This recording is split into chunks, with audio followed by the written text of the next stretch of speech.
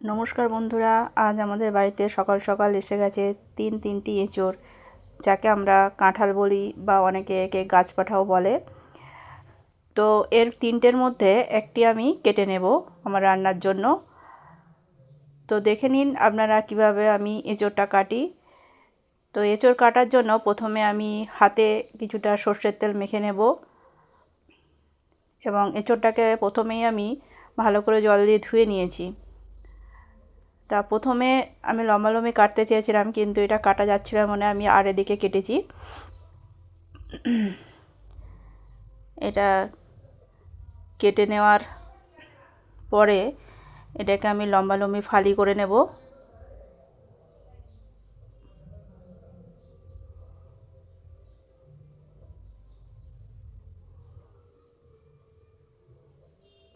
ফালি করে নেওয়ার পরে তারপরে এর পিছনের দিকে যে খোসা অর্থাৎ যে কাঁটা কাটা অংশটা থাকে সেটাকে বাদ দিয়ে দেব। তারপরে ভেতরে যে সাদা অংশটা শক্ত অংশ থাকে সেটাকে বাদ দেব।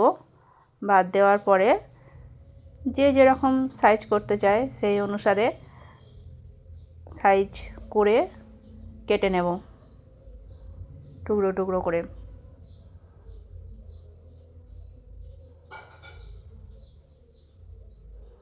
আবার আপনারা দেখুন, খোসাটা প্রথমে ছাড়িয়ে নিলাম,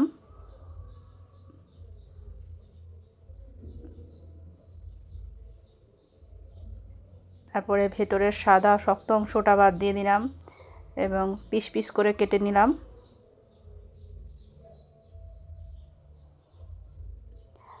আজকালকার দিনে অনেকেই এঁচোড় কাটতে পারে না, আর সে কারণে খাওয়াও হয় না। অনেকে অবশ্য বাজার থেকে কাটিয়ে নিয়ে আসে, সেক্ষেত্রে বাজারে যদি সেই ব্যবস্থা থাকে কাটার ব্যবস্থা, তবেই তার খাওয়া হয়, নচেত হয় না।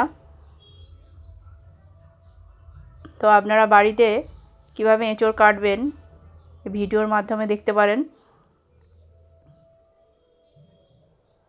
এইভাবে আস্তে আস্তে আমরা সব এঁচোড়টা কেটে নেব।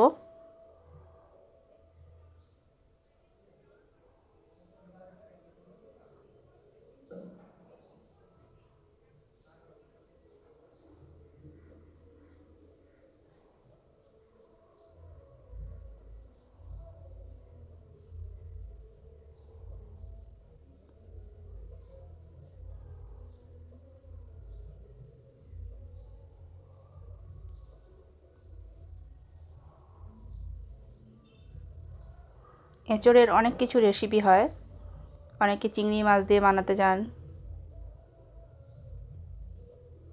অনেকে ছোলা দিয়ে বানায়।